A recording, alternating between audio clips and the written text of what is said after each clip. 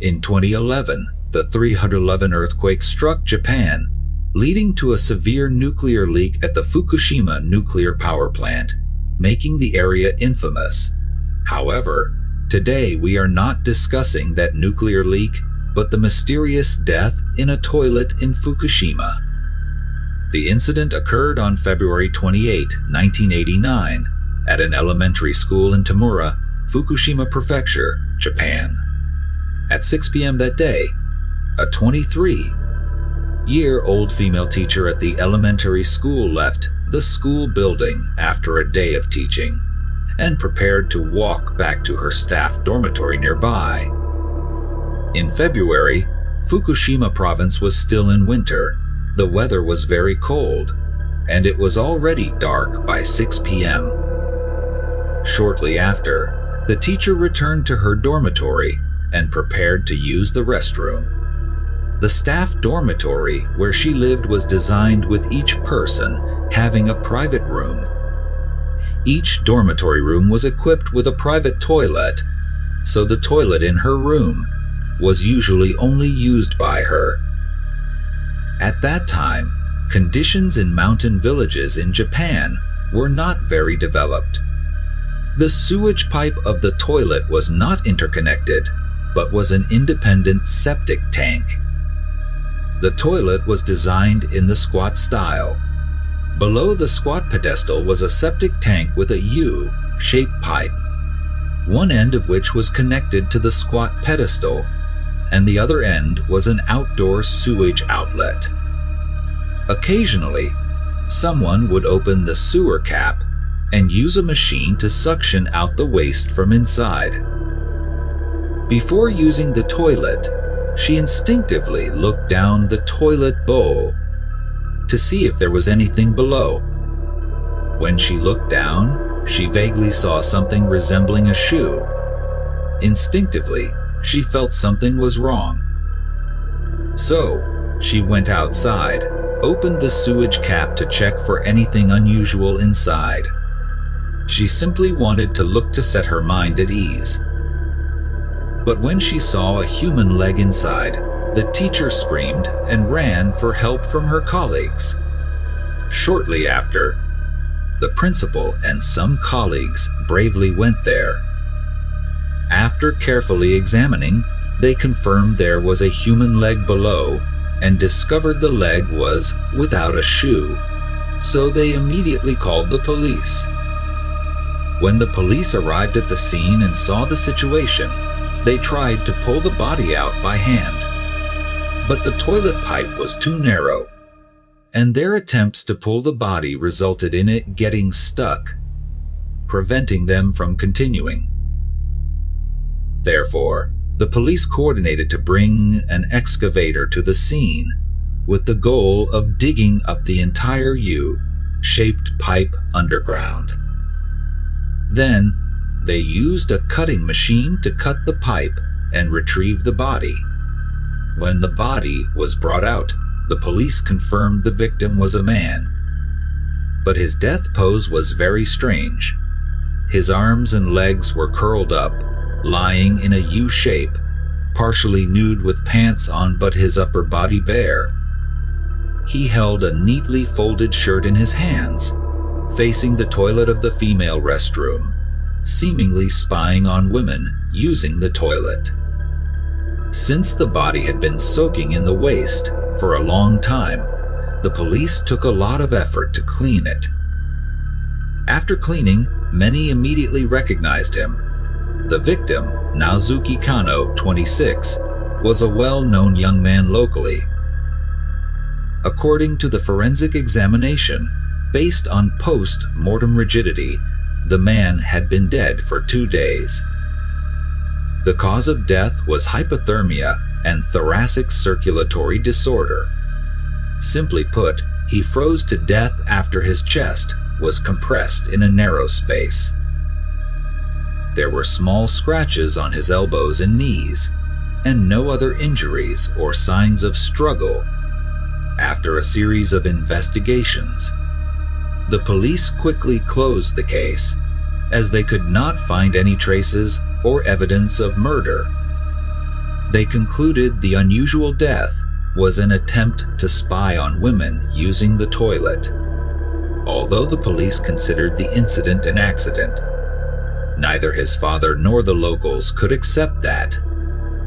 Everyone knew him and thought he was a very promising young man. He worked as a business manager for a company responsible for maintaining the Fukushima Daiichi nuclear power plant. He could compose music and poetry. With his excellent oratory skills, he also organized entertainment activities in the village youth association.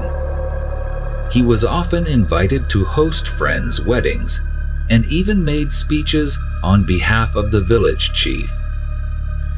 The villagers could not associate such a young man with a pervert spying on women. Of course, the villagers were not doubting the police's conclusion based on their knowledge of the deceased, but there were many suspicions surrounding the case. Consequently, the villagers organized a signature campaign, and they cooperated with neighboring villagers for the campaign. After a month, they collected 300 signatures and petitioned for a re-investigation. Why did people not believe the police's findings? Let's look at the suspicions in the case. The U-shaped pipe was symmetrically designed. The diameter of the pipe was 36 mm. One end was an outdoor sewage outlet, and the other end was an indoor toilet. As the indoor toilet was a squat style, its diameter was only 20 cm, so the victim could only get in from outside. His height was 1.7 m, and according to the Ministry of Economy, Trade, and Industry data, the average shoulder width of males aged 25-29 in Japan was 40.4 cm, while the diameter of the U-shaped pipe was only 36 cm. Thus, it would be very difficult for him to squeeze into the pipe and sit in that position. Later, his father reassembled the cut pipe segments and tested by trying to squeeze in, eventually showing no possible way to get in, whether dressed or not. So how did he get into the pipe? The incident occurred in February, with Fukushima's weather still cold. Inside a damp sewage pipe would be even colder. At the time of his death on February 26, the ground still had snow about 20 cm thick. In such freezing conditions, his upper body was bare, yet he was holding a shirt. These strange postures and actions were indeed very perplexing. During the autopsy, the forensic doctor found minor scratches on his elbows and knees, but no other injuries. From the autopsy report, it could be inferred he was alive when he squeezed into the pipe and later froze to death. If he had died before entering, the forensic doctor would have immediately found the cause of death. If someone forced him alive into the pipe, there would have been evident injuries, but his body showed no such signs. When found, he was not wearing shoes. The police found one shoe wrapped in the pipe, which the teacher had seen and confirmed as his. Later, the police searched further and found the other shoe far away from the crime scene in the river. Why were the two shoes so far apart? The victim and the teacher who discovered the shoe were close, and he also had a good relationship with her boyfriend. The three were quite close and even knew each other's daily routines well. Before the incident, the teacher had been harassed by phone calls multiple times. So, he and her boyfriend recorded the harassment calls and handed them to the police. Additionally, he helped her investigate the harasser's identity. He was found on February 28 and died on February 26. His father was the last to see him. According to his father, at 10 a.m. on February 24, while watching TV in his room, he heard his son saying something outside the door. "I will go out to investigate." After that, he went missing. So where did he go during the 2 days he was missing?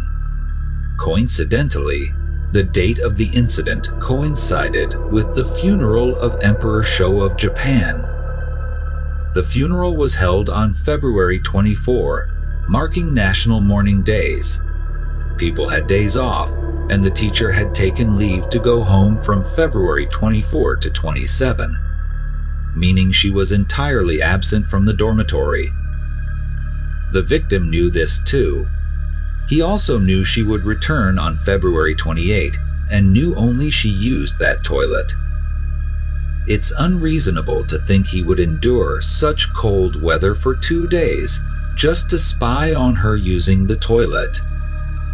When searching the crime scene, police found his car parked in a lot near her dormitory, and the keys were still in the ignition. Seemed as though he had temporarily parked there to come back shortly. Otherwise, the keys should have been removed.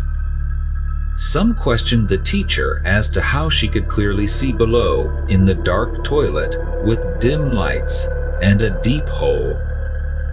Additionally, after seeing the shoe, why did she not immediately call for help, but instead went out and bravely opened the sewer cover? Could she be the perpetrator, pretending to find the shoe and intentionally opening the sewer cover for others to discover? However, there was no evidence to support this speculation, and the teacher had no motive to kill him. More than a month before the incident, an accident occurred at the Fukushima Daiichi nuclear power plant, where the company he worked for was responsible for maintenance. A weld on a fan in the reactor's circulation pump failed, causing metallic fragments to spill and leading to the reactor's shutdown. The person responsible had committed suicide over the incident, and he was the victim's colleague. Perhaps that incident was somehow related to the victim's death. 10 days before the incident, the village held an exciting headman election. With his excellent oratory skills, he was a prominent candidate. At the time, people in Fukushima held highly polarized views on the nuclear power plant. Some supported it, believing it generated jobs and boosted the local economy. Others opposed, fearing it was harmful to human health. Consequently, the two sides argued fiercely. However, the village head held considerable influence and could significantly decide the plant's fate. Maybe the victim discovered something behind the scenes of the election, leading to his death. Given the timing and motive, many locals saw this as the biggest suspicion, especially since the incident happened right after the election. But ultimately, it still raises the fundamental question of how he got into the pipe. Although the case was closed as an accidental death, there is no complete theory. In the end, the villagers' request for a re-investigation did not gain police support. The police responded that there was no evidence of murder. Without new leads or evidence, the case faded into the past. It has been over 35 years since, and many still believe this was not a mere accident, but a meticulously orchestrated murder. The truth perhaps only the deceased knows. What are your thoughts on this case? Share your theories below.